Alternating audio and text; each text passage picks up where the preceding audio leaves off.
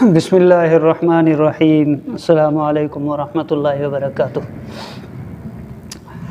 آج جس عنوان کے تحت میں بات کرنے جا رہا ہوں وہ ہے بات کرنے کا طریقہ، گفتگو کا انداز، کہ گفتگو ہماری کیسی ہونی چاہیے۔ عموماً لوگ، ہمارے بھائی حضرات، ہمارے ساتھی جب بولتے ہیں تو وہ سوچتے نہیں ہیں کہ ہم انداز کیا اپنائے ہوئے ہیں، کس کے سامنے بیٹھے ہوئے ہیں اور کیسا انداز ہونا چاہیے۔ عموماً ہمارے حضرات تو کافی سارے ایسے بھی ہیں جو بولتے ہیں تو ایسا محسوس ہوتا ہے جیسے وہ لڑ رہے ہیں۔ گفتگو کا انداز اتنا بلند ہوتا ہے، اتنی زور سے آواز ہوتی ہے کہ اگلا بندہ سمجھتا ہے کہ شاید یہ کوئی پھڈا فساد ہو گیا، یہاں پر کوئی لڑ رہے ہیں۔ حالانکہ ایسا نہیں ہونا چاہیے۔ گفتگو کا انداز بڑا دھیما ہونا چاہیے اور بہت خوبصورت انداز ہونا چاہیے کہ تمہاری گفتگو دشمن سنے تو وہ بھی اش رہ جائے، کیونکہ گفتگو سے ہی بندے کی شخصیت کا پتہ لگتا ہے کہ بندہ کس مزاج کا ہے اور کس طبیعت کا مالک ہے۔ ہمارے ہاں ایک بزرگ ہوا کرتے تھے، اللہ تعالیٰ ان کی مغفرت فرمائے، جنت میں اعلیٰ مقام عطا فرمائے، مولانا سید عبد المجید ندیم شاہ صاحب رحمۃ اللہ علیہ۔ بہت بڑے ایک مبلغ بھی تھے، مقرر بھی تھے، بڑے ایک خطیب بھی تھے اور بڑے ایک عالم بھی تھے، اور ساتھ ساتھ ان کو جو لقب ملا ہوا تھا وہ سفیر اسلام کا لقب ملا ہوا تھا، ایک یعنی کہ بہت بڑا ایک مقام تھا ان کا۔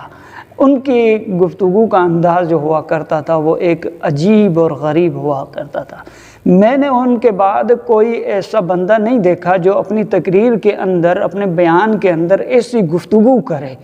وہ ایسے الفاظ چنا کرتے تھے کہ شاید کہ ایسے الفاظ کوئی اور نہ کہہ پائے۔ ہم بھی آتے ہیں ممبروں کے اوپر لیکن ہم سے وہ گفتگو نہیں ہوتی۔ کیوں؟ کیونکہ ہم بغیر سوچے سمجھے بول دیتے ہیں، بغیر کبھی ہم نے غور فکر کیے ہوئے بول دیا ہے، کبھی ہم نے سوچا نہیں ہے کہ ہم بول کیا رہے ہیں۔ حالانکہ بولنے کے لیے سب سے پہلے ہمارے ہاں کہا جاتا ہے کہ پہلے سوچو پھر تولو پھر بولو، کہ آپ بول کیا رہے ہیں، کہ آپ کی گفتگو کا انداز کیا ہے۔ ہم نے گھر کے اندر جو ہم گفتگو کرتے ہیں، آج کل ہم باپ سے بھی عجیب طرح سے گفتگو کرتے ہیں، گھر والوں سے بھی عجیب گفتگو کرتے ہیں، گھر والوں سے ایسی گفتگو کرتے ہیں کہ گھر والے بھی ناراض ہو جائیں۔ اب ہمارے ہاں سندھیوں کے اندر بھی اور اردو کے اندر بھی، اردو اسپیکنگ کے اندر بھی، باپ کو باپ کہنے کے لیے تیار نہیں ہوتا ہے بندہ۔ کیا باپ کو کہتے ہیں کہ بڈھا آ گیا۔ یہ ایک گھٹیا قسم کی سوچ ہے اور گھٹیا قسم کے الفاظ ہیں۔ جس باپ نے آپ کو بال پوس کے بڑا کیا اس کو ابو جان یا بابا جان کہنا تمہیں تکلیف دیتا ہے شاید۔ تو بہرحال یہ ہر ایک کا اپنی ایک سوچ ہے، ہر ایک کا اپنا عمل ہے، اس سے مجھے کوئی سروکار نہیں ہے۔ لیکن گفتگو کا انداز ایسا ہونا چاہیے کہ آپ کی گفتگو سن کر دشمن بھی کہے کہ واقعتاً ان کو بولنے کا طریقہ اور سلیقہ آتا ہے۔ مجھے ایک واقعہ یاد ہے، ایک بادشاہ تھا، اس بادشاہ نے خواب دیکھا کہ میرے سارے دانت جو ہیں وہ ٹوٹ گئے ہیں، اور دانتوں کو ٹوٹتا ہوا وہ دیکھ بھی رہے ہیں۔ اور دوسرے دن وہ بڑے پریشان ہو گئے کہ آیا کہ اس خواب کی تعبیر کیا ہوگی، کیا ہے، یہ بڑا پریشان تھا۔ اس نے تعبیر کرنے والے حضرات کو بلایا، 3 بندے اس کے سامنے پیش ہوئے۔ ان میں سے پہلے کو بلایا، وہ جب اندر گیا تو بادشاہ سلامت نے ان کے سامنے اپنا خواب دیکھا، خواب بتایا کہ میں نے رات خواب دیکھا ہے کہ میرے سارے دانت ٹوٹ گئے ہیں اور ٹوٹتا ہوا میں دانتوں کو دیکھ بھی رہا ہوں، اس کی تعبیر کیا ہے؟ تو اس بندے نے کہا کہ حضرت بادشاہ سلامت، اس کی تعبیر یہ ہے کہ آپ کے سارے رشتہ دار آپ کے سامنے مر جائیں گے اور آپ دیکھتے رہ جائیں گے، آپ کچھ بھی نہیں کر پائیں گے۔ بادشاہ کو بڑا غصہ آ گیا اور بادشاہ نے ٹھوک کے اس کو جو ہے نا جیل کے اندر بھیج دیا کہ بھائی اس کو زندان میں ڈال دو، جیل میں ڈال دو، اور اس کو سزا دے دی۔ بہرحال پھر دوسرے کو بلایا، اس سے پوچھا کہ آپ بتائیے کہ میں نے یہ خواب دیکھا ہے، اس کی تعبیر کیا ہے؟ اس نے بھی یہی جواب دیا، کوئی رد و بدل نہیں کی، وہی جواب دیا کہ بادشاہ سلامت، اس کی تعبیر یہ ہے کہ آپ کے سارے مائٹ جو ہیں، رشتہ دار جو ہیں، وہ سارے کے سارے آپ کے سامنے مر جائیں گے۔ بادشاہ کو اور ایک تو پہلے سے ہی وہ غصے تھے ہی، اب ان کو اور بھی غصہ آ گیا۔ جب ان کو زیادہ غصہ آیا تو انہوں نے اس کو بھی جو ہے وہ لاکب میں ڈلوا دیا۔ آخر میں ایک بندہ رہ گیا، اس کو بلایا کہ آپ بتائیں کہ میں نے یہ خواب دیکھا ہے کہ میرے دانت سارے ٹوٹ گئے ہیں اور دانتوں کو ٹوٹتا ہوا دیکھ رہا ہوں، آپ اس کی تعبیر بتائیں کہ اس کی تعبیر کیا ہے۔ تو وہ سیانہ بندہ تھا، عقل مند بندہ تھا، اس کو بولنے کا طریقہ آتا تھا، سلیقہ آتا تھا، بولنا وہ جانتا تھا، اور اس نے کہا کہ بادشاہ سلامت، یہ تو بڑی خوش قسمتی کی بات ہے، آپ نے بڑا ایک اچھا خواب دیکھا ہے، اس کی تعبیر تو بڑی خوبصورت تعبیر ہے اور آپ تو خوش نصیب ہیں، آپ نے بڑا پیارا خواب دیکھا ہے۔ بادشاہ اب خوش ہو گیا، اس نے کہا کہ جناب بتائیے اس کی تعبیر کیا ہے۔ اس نے کہا کہ بادشاہ سلامت، آپ نے جو خواب دیکھا ہے اس کی تعبیر یہ ہے کہ آپ کی عمر بہت بڑی ہوگی، آپ لمبی عمر پائیں گے۔ جب یہ اس نے تعبیر بیان کی تو بادشاہ سلامت نے اس کو بڑا نوازا، انعامات اکرامات کیے اور بڑے تحائف دے کر اس کو روانہ کر دیا۔ اب سوچنے کی بات یہ ہے کہ تعبیر جو پہلے دو بندوں نے کی تھی وہ بھی ٹھیک تھی، اس بندے نے کی تو ٹھیک تھی، بات تو وہیں کی وہیں آ گئی نا۔ جب سارے رشتہ دار اس کے سامنے مر جائیں گے تو مطلب یہ ہے کہ اس کی عمر بڑی ہوگی تبھی تو اس کے سامنے مریں گے، لیکن کیا ہے کہ انداز گفتگو الگ الگ تھا، بولنے کا انداز جو تھا وہ اس کا الگ تھا، اس کا الگ تھا۔ ایسے ہی میں آپ کو حضرت جناب علی المرتضیٰ شیر خدا رضی اللہ تعالیٰ عنہ کا واقعہ سنا دوں۔ جب جناب علی المرتضیٰ رسول اللہ صلی اللہ علیہ وسلم سے رشتہ مانگنے کے لیے گئے، اما فاطمہ الزہرا رضی اللہ تعالیٰ عنہ کا، اب جب حضور کے سامنے پیش ہوئے تو حضور علیہ السلام نے عرض کیا کہ علی دو خبر کیسے آنا ہوا ہے؟ تو حضرت علی رضی اللہ تعالیٰ عنہ کیونکہ پیغمبر کے سامنے تھے، اپنے مربی کے سامنے تھے، اپنے محسن کے سامنے تھے، اپنے نبی کے سامنے تھے، اب اللہ کے نبی کو حضرت علی المرتضیٰ رضی اللہ تعالیٰ عنہ نے عرض کی، یا رسول اللہ بس ایسے ہی آپ کی زیارت کرنے کے لیے آیا تھا، آپ کا دیدار کرنے کے لیے آیا تھا۔ تو اللہ کے نبی نے کہا کہ علی وہ تو ہو چکا، دیدار بھی ہو گیا، زیارت بھی ہو گئی، اور کوئی کام ہے؟ تو جناب علی المرتضیٰ رضی اللہ تعالیٰ عنہ نے کہا کہ یا رسول اللہ صلی اللہ علیہ وسلم میرے لیے دعا کریں کہ میرا گھر نہیں ہے، میرا گھر بن جائے،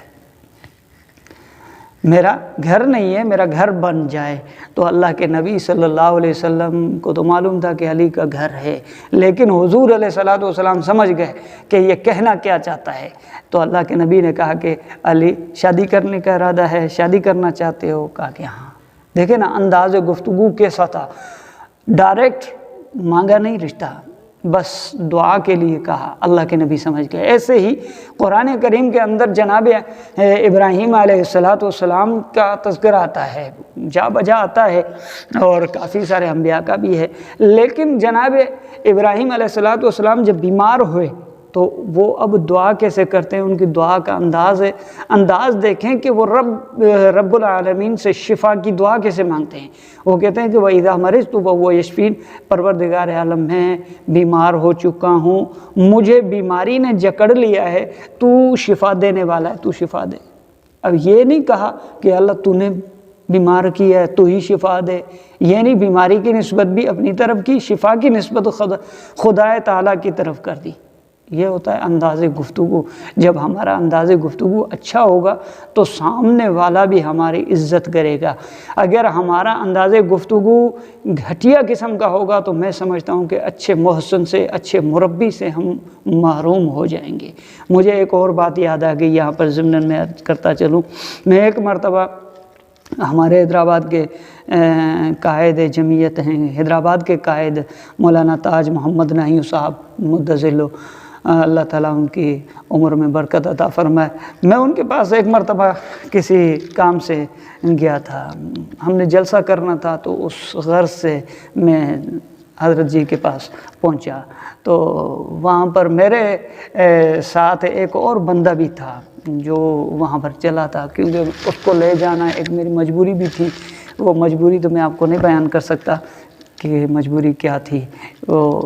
تو ہم جب حضرت کے پاس پہنچے تو حضرت نے ہم سے مصافحہ کیا، بات چیت کی اچھی بھلی، لیکن جب اس بندے نے بولنا شروع کیا تو مجھے ایک عجیب ایک کیفیت ہو گئی کہ یہ حضرت سے بات کس انداز سے کر رہا ہے، کیونکہ اس کے بولنے کا انداز، بولنے کا ڈھنگ جو تھا نا وہ بالکل ہی نہیں تھا، عجیب نمونے سے ایک بات کر رہا تھا، جیسے کہ کوئی پرانا کوئی تعلق ہو، حالانکہ پرانے تعلق والے سے بھی بندہ اس طرح سے گفتگو نہیں کر سکتا کہ تو ایسا ہے، تو جو ہے نا تجھے میں نے کہا تھا، تو نے ایسے کر دیا، تو حالانکہ یہ تو لفظ جو ہے ایک بے ادبی کا لفظ ہے، حالانکہ اس سے کچھ ہوتا نہیں ہے۔